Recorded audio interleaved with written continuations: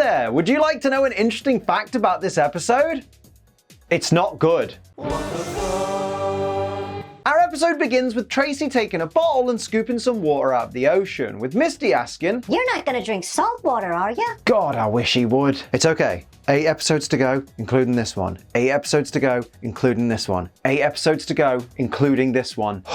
Not much longer now. Seriously, Misty's massively unenthusiastic response to Tracey saying this water is for Pokemon research purposes perfectly sums up everyone's disdain for this garbage character. Great. Is that Lapras's arsehole? Jesus Christ, Pokemon, not everything needs to be anatomically accurate, you know? Seems like Pokemon were Rule 34 in their own content before DeviantArt had even opened up shop. Oh look, it's Groucho Marx! Which raises the question, did any of us that were kids in the late 90s, early 2000s even know at the time that this was a reference to Groucho Marx? Or even who he was? Of course not. Honestly, Pokemon, you guys are really showing your age with this reference, you know? Suddenly, a massive school of Magikarp turn up and Ash doesn't try to catch a single one. Nor does he even check the Pokedex. In fact, he won't even listen to a Magikarp Dex entry until the Diamond and Pearl series. Way to fill that Pokedex, Ash. You'll be a Pokemon master in no time. The gang follow the Magikarp to Rind Island, where they see all the Magikarp swimming upstream. Wow, they're actually doing an episode that's based on the carp that swim upstream and try and jump over the Dragon Gate to become dragons, or in this case evolve into Gyarados. Finally, Pokemon taking the source material for their content and using that to build an episode around. You love to see it.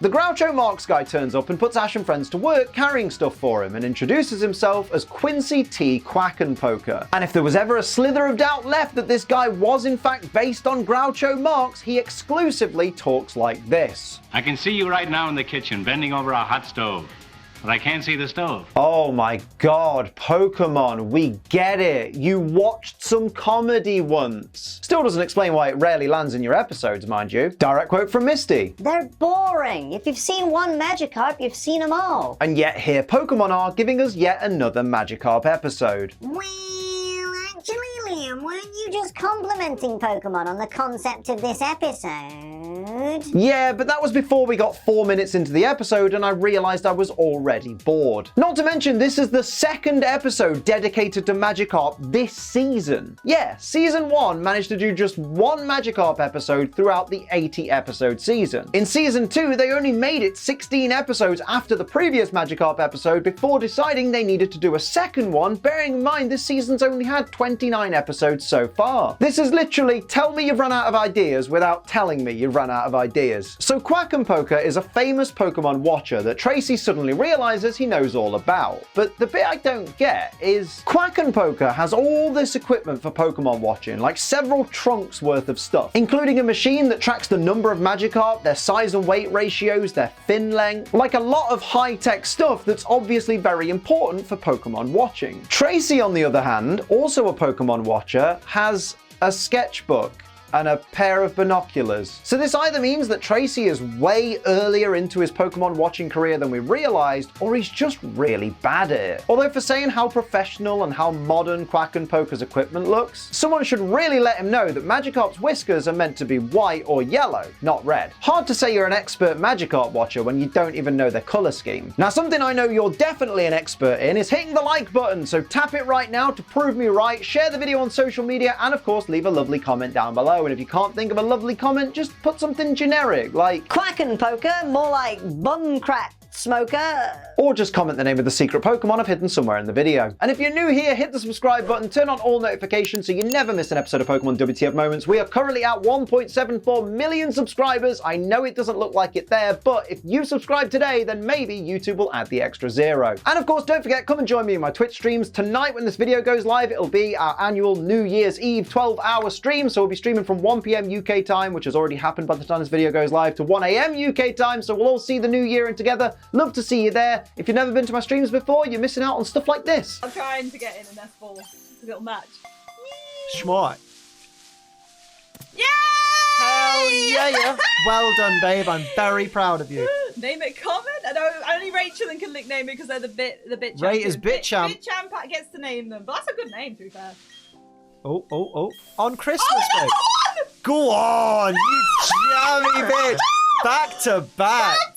Oh my god! That's mean. Oh my god! That's Merry two. Christmas. That's two. Quackenpoker explains that once a year, no matter what, the Magikarp that were born on Rind Island return to the place of their birth. Which makes this another of those episodes that calls into question the ethics of catching Pokemon, kinda like Bye Bye Butterfree. Like, if returning to this island each year is such an important part of the Magikarp's life, what happens to the Magikarp that are owned by trainers that can't swim back once a year? Does it affect their development? Can they still evolve? Does it affect them mentally? This just creates a lot of questions, doesn't it? And if I know our Pokemon writers, they'll have answers for none of them. When Quackenpoker goes to talk to Tracey, he addresses Tracey by name, even though none of the characters we know have introduced themselves to him yet. Quackenpoker is psychic. Confirmed. He notices that Tracey is also a Pokemon watcher and says he saw the sketchpad and binoculars and put 2 and 2 together. To be honest, I'm quite impressed that he used that information to come to the conclusion of Pokemon Watcher. Based on what we've seen of Tracey before, I'd have just assumed he was a pervert who couldn't afford a camera. Direct quote from Misty. I've hardly ever seen something that clever. Well, of course. That's because you spend all your time with Tracey and Ash. So Team Rocket's plan is to capture all the Magikarp and then train them to the point that they evolve into an unstoppable force of Gyarados. Now, ignoring the fact that they do want to use said Gyarados to take over the world, nothing they want to do today is technically against the law. These are wild Magikarp, which means they're free for anyone to catch, even Jesse and James. I'm just saying, them taking a break from trying to steal Pikachu to focus on catching Pokemon from the wild is almost personal growth for them. Obviously it won't last long, but you've got to take the good with the bad, haven't you? The gang see all the Magikarp trying to swim up a nearby waterfall. This goes against everything it says about Magikarp in the Pokedex, because according to the Pokedex, Magikarp can't even swim against slow-moving currents, so they definitely shouldn't be able to do this. Granted, the Pokedex does say that Magikarp can jump high, but it also says never more than 7 feet. Therefore, not even a single Magikarp should be able to scale this waterfall at all. Although admittedly, that would make the episode pretty anticlimactic. And I'm pretty sure Pokemon can do that on their own.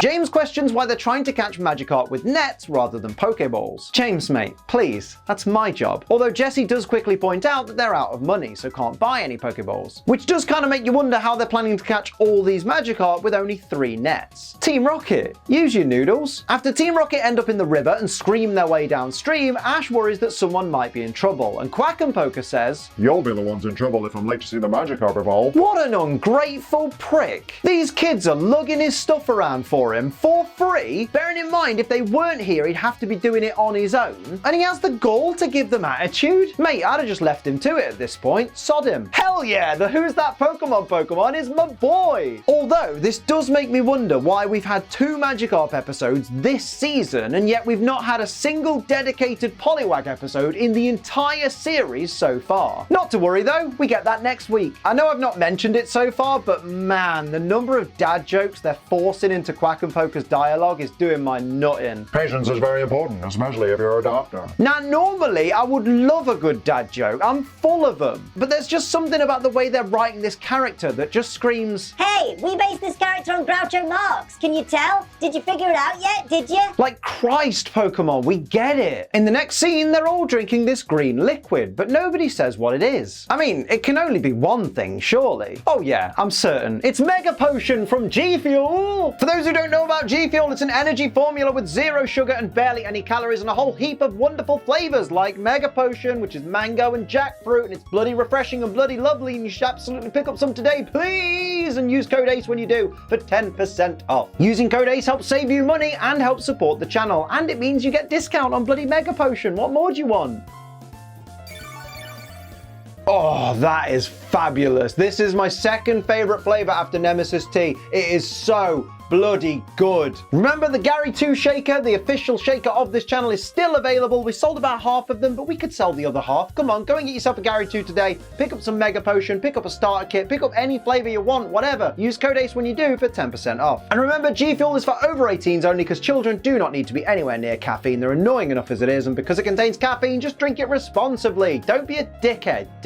Quackenbush teaches Misty that Togepi like to be petted on their front spike. Mate, Same. In all seriousness though, it's weird to me that Professor Samuel Oak, an esteemed Pokemon professor, didn't really know much about Togepi at all. Yet this random Pokemon watcher is somehow an expert on where Togepi like to be tickled. I'm just saying, people who work studying and researching Pokemon really should exchange notes once in a while. Direct quote from Quackenpoker. When I was a boy, I woke up and saw a Magikarp in my pajamas. How a Magikarp got in my pajamas? I'll never know. Ahaha! You hear that, guys? He did the famous Groucho line. One morning, I shot an elephant in my pajamas. How he got in my pajamas, I don't know. Okay, Pokemon, we get it. You based the bloody character on Groucho bloody marks. At this point, they really are just beating us over the head with it. Tracey theorizes that the Magikarp find their way back to the island by jumping out of the water and seeing the position of the sun. Quackenpoker quickly shoots that theory down, noting a Magikarp that's unable to jump that still manages to find its way back to the island every year. Tracey has no idea what he's talking about. Confirmed. Direct quote from Meowth. Catch 'em all! Gotta catch 'em all! Ahaha! He said the thing from the thing. Cool. Very good, Meowth. Very good. Team Rocket fill their submarine with so many Magikarp that it begins to sink to the bottom of the river. Team Rocket are absolute numpties. Pass it on. After releasing a few Magikarp to allow their sub to surface, Team Rocket confront Ash and friends, who order them to release all of the Magikarp. Which again, they shouldn't have to do because these were all wild Magikarp, so anybody should be allowed to catch them. But then as a distraction, Team Rocket throw a bunch of the Magikarp at Ash and co, who run into the water to try and catch them. Ash, Tracey, mate, they're fish. What harm's it really going to do for them to land back in the water that they came from? Whilst Ash is distracted, Team Rocket grab Pikachu. See, this is what you get for trying to stop Pokemon that live in water from landing in water. Which, I might add, isn't very protagonisty. Ash initially tells Pikachu to use Thunderbolt and has to be reminded that Thunderbolt would also shock all of the Magikarp that are currently inside the sub. Ash is a numpty. Pass it on. So Ash hooks the two Magikarp that he's holding with one arm and uses his free arm to grab a Pokeball out of his jacket, which he then drops, kicks into the air with his left heel, and then uses his right foot to kick forward to send out Bulbasaur. Mate, that's an impressive trick shot, but if you'd managed to free one arm, why not just throw the Pokeball? Or failing that, why didn't you just put down the Magikarp? You remember they can swim, right? After Bulbasaur fails to grab Pikachu using Vine Whip, it suddenly realizes that it's up in the air and begins to panic, Wile E. Coyote style, before Ash returns it to its Pokeball. But why didn't it just grab onto Jessie? She's right there. I guess this is just another example of Ash's Bulbasaur proving that it's absolutely fucking useless. After Quackenbush pets the Magikarp that's clamped onto James's head until it releases him, it's suddenly revealed that Ash has reclaimed Pikachu. Oh. Well, that wasn't very exciting. I guess we're not getting a Pokemon battle today. Suddenly a bunch of the Magikarp start evolving, which for some reason makes the entire river glow to the point that it projects a beam of light into the sky. Mate, I get the Pokemon glow when they evolve, but this much? Well, actually, Liam, I think you'll find if there's a lot of Magikarp evolving at once, doesn't that mean a lot of glowing Magikarp? Yeah, but I thought we established earlier in the episode the Magikarp don't all evolve when they come to this island. You know, some of them have to try again a year later. So surely they wouldn't be able to create this much light if they weren't all evolving. Team Rocket get caught up in a whirlpool that sends them blasting off again, which guarantees that we're not going to be seeing a proper Pokemon battle this episode. Man, that's depressing. Like, I don't mind Team Rocket being taken out easily, but to a whirlpool? It's not even like one of the protagonists hit the final blow. I don't know, it just takes a bit of the hype out of the episode, you know? After all, it's not like our heroes were victorious, they were just there. After a bunch of the Magikarp finish evolving into Gyarados, Quackenpoker throws Tracey 2 counters to count the red and the blue banded Pokemon and tells everyone, Quick, they're swimming upstream. mate, they're headed towards the ocean. That's downstream. Aren't you supposed to be an expert? As we see all the Magikarp and Gyarados hopping down the waterfall, we see this Gyarados, who's absolutely shitting himself. And there was me, thinking Gyarados is the kind of Pokemon that can't even feel fear. But I guess even a Gyarados can be a pussy bitch.